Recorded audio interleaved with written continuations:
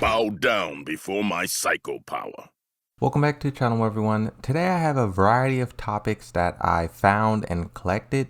Some of these is questions that I am often asked on my live stream, and then some of these are just interesting polls, or it's a variety mixed between characters, Tekken 8, Tekken 7, different updates. It's a lot to discuss. But before I actually jump into the conversation, I want to say thank you to everyone who's been supporting the channel, supporting the live stream. The goal right now is 4,000 subscribers, and we have been cruising to that, climbing really fast, and I do want to just say thank you to everyone. I know about time this video go up, we probably will be past 3,800, but I did want to note this milestone because each one, it blows the mind, you know, it really blows the mind. But with the intro aside, let's start off this video with a post from IGN.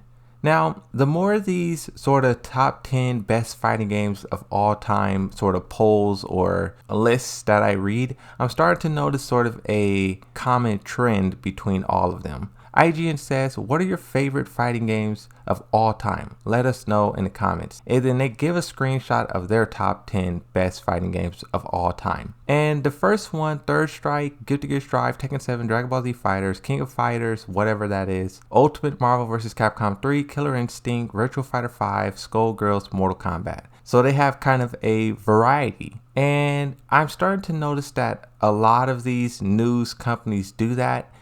Their list is sort of a collection of all fighting games. They kind of pick one of every title. And I feel like that's cool and all, but it's really a top 10 fighting games of all time would not look like this. Like Street Fighter Third Strike at the very top, you know, that's reasonable, right? That's somewhere in the ballpark of truth. But then you have Guilty Gear Strive at number 2. I haven't played Guilty Gear Strive, right? But I know a lot of people like that game. It was the number 1 game at EVO. But even then, even if the game is really, really good, I still think it's too early to start saying it's the best fighting game of all time. This game has to grow and it has to mature a little bit. What is this game, 1 year old? I could imagine IGN in a couple of months saying Multiverses is one of the best fighting games of all time just because it's really popular. 10 million downloads before the game actually releases. You can say it's a good fighting game, but to say it's one of the best, number 2 of all time, I think that's a little especially with a game that is constantly updating. Once we get 4 or 5, because for example, number 3 on the list, Tekken 7. A lot of people say the glory days for Tekken 7 was 2, kind of 3, but it started to fall apart. That same thing can happen to Guilty Gear Strive if you give it a little bit of time. So I say it's too early to just say best of all time for Guilty Gear Strive. Tekken 7, you can argue that this is the best Tekken of all time because it's the best selling, highest player count, highest viewer numbers. But if you talk about which one was the funnest, I know a lot of people will start saying Tekken 3, Tekken 5. But Tekken 7, that one is like reasonable. The game's old. It stood the test of time. It's been at EVO its whole lifespan. In 3 years, will Guilty Gear Strive be there?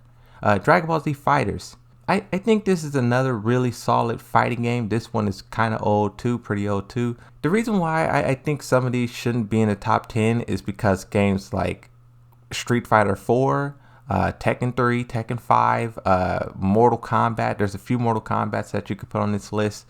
They don't have, now that I'm looking at this list, they don't have Super Smash Bros. So I think overall, these lists are cool, but I think really what IGN is trying to do here is just please everyone. Like Skullgirls, I feel like they just want everyone to be like, oh, our game made top 10, and that's why they do it.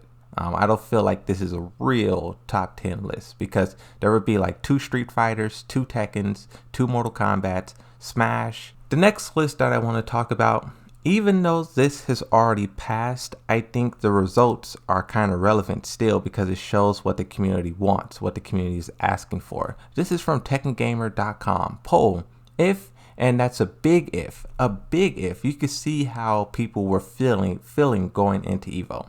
if something get announced for Tekken at EVO 2022, what do you hope it is? And could we hear where the Tekken World Tour 2022 finals will be held, along with the prize money? Oh, that actually is a good point.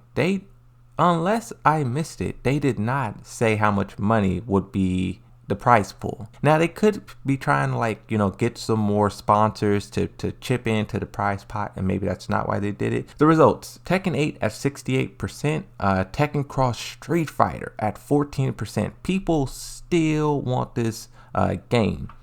I get asked this a lot. What do I think about Tekken Cross Street Fighter? And me personally, I don't want the game, because if the 2D fighters in Tekken Cross Street Fighter is going to operate like Geese and Akuma, then the Tekken characters will be bottom tier in their own game. They will be outdated. And I think Bandai Namco, they did a really bad job of balancing Geese and Akuma, and it left a very sour taste in everyone's mouth. And to show what I mean by that, I have another poll that I want to jump to. This says, will Akuma turn up in Tekken 8? Now everyone knows that Akuma has this deal with Kazumi.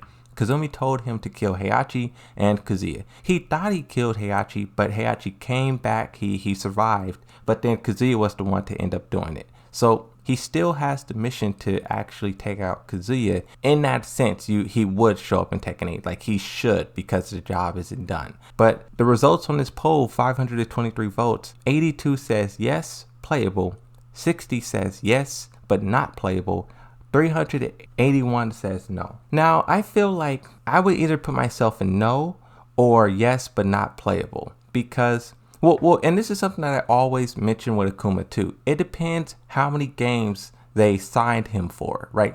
These companies deal in contracts. So if the contracts say Tekken 7 and Tekken 8, then he will be in Tekken 7 or Tekken 8. Or if they just did one game for the contract, then that's what it will be. But at the same time, I think he possibly could show up in the story, or they could give some random excuse. Like I could imagine Akuma saying, "Oh, Kazuya, you're not strong enough. I'm gonna wait, 10 more years," or something weird like that. Because 381 votes saying no, you can see how bitter the developers made us towards the 2D characters. We get they're supposed to be strong because it's Capcom and whatever game Geese Howard comes from, you want those characters to look good. Think of it as like Kazuya and Smash. Kazuya and Smash is one of the best characters in that game, but I don't want Kazuya to dominate the whole entire landscape and then have everyone hating Kazuya and also hating Tekken 8 because he's the face of Tekken 8. That's kind of what Tekken did. People hate Akuma, and that hate is kind of reflected towards Street Fighter, and that's not a good thing. 8% for Tekken Tag Tournament 3. I really do want this game, but I do not think the time is right. I still often go back to Tekken Tag Tournament 2, and I think we need a little bit more time to, one, get some new characters in here. If you do a Tekken Tag Tournament 3, it's going to feel like Tekken Tag Tournament 2 all over again. And I know some people want that, but you need more characters in there to make it feel somewhat different, to make it feel like a 3 and not a 2.5. So moving on, I have some more polls. These ones is pulled directly from the Tekken subreddit, so this is more close to home with the community. Of those listed, which character got the best costume design? You have 1,714 votes. Armor King wins this in a landslide victory, 925 votes. It's kind of surprising how good they got with DLC characters, because the base roster characters, some of their designs is okay, but then some is not so okay. But the DLC characters is kind of on another level.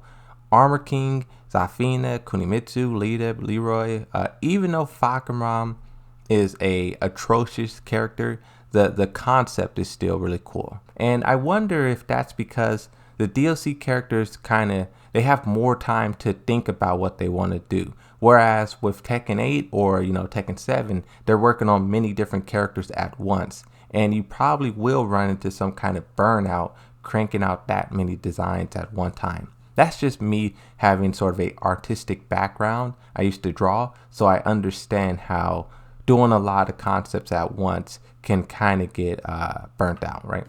This one is really cool. Movement for Tekken 8. Which do you prefer? 719 votes, 525 votes says improve movement. 119 says keep movement as is. The top controversial comment on this: you guys keep moaning about movement. If you suck, you're not going to suck with better movement. None of you even play around with movement in the first place. Even though this is the most controversial comment, I kind of agree with this. A lot of people don't move around like that. When I actually run across someone who's moving, it's a rarity.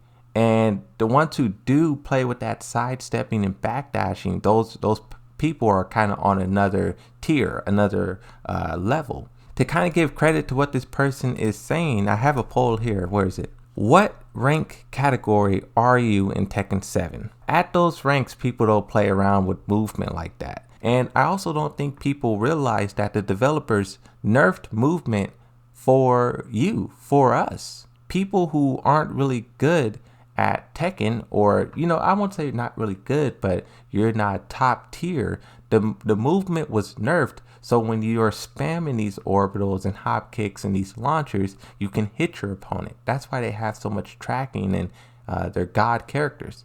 They did that to decrease the skill gap, and I feel like asking for movement to be buffed isn't going to make you a better character, just like asking for your character to be buffed. Overall, you probably will jump up 1 or 2 ranks because your character is more popular or your character is more powerful. But at the end of the day, you will only be as powerful as your character unless you put the time in and practice. And when I say practice, I don't mean go to practice mode and lab matchups and stuff like that. When I say practice, I mean like actually try to get better at the game. It's a big concept there, and I really can't deconstruct it all in this whole video, but having better movement isn't going to make you a better player. Having a better character isn't going to make you like Paul Phoenix is one of the best characters in the game, and his win rate is very low. That kind of says a lot. How do you view a new Hydro character for Tekken 8? Also, depending on whether male or female and how he/she fits into the next story,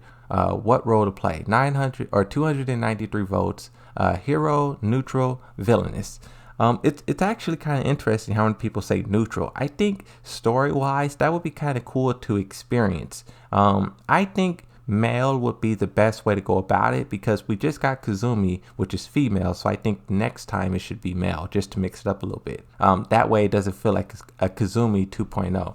But I think it would be kind of cool if the Haijo was this kind of passive character that didn't really want to get involved. It would be cool to see how that character would operate with Jin and Kazuya, who are these very aggressive, hands-on type of characters.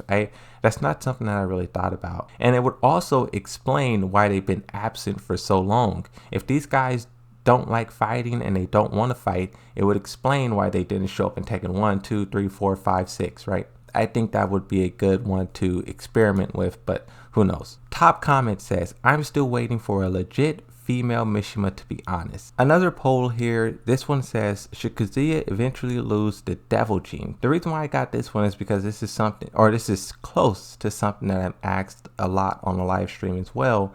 70 says yes, 160 says no. I think it would be cool, like either at the very, very end of his story, but having that devil gene inside of him is kind of what the whole story is revolving around.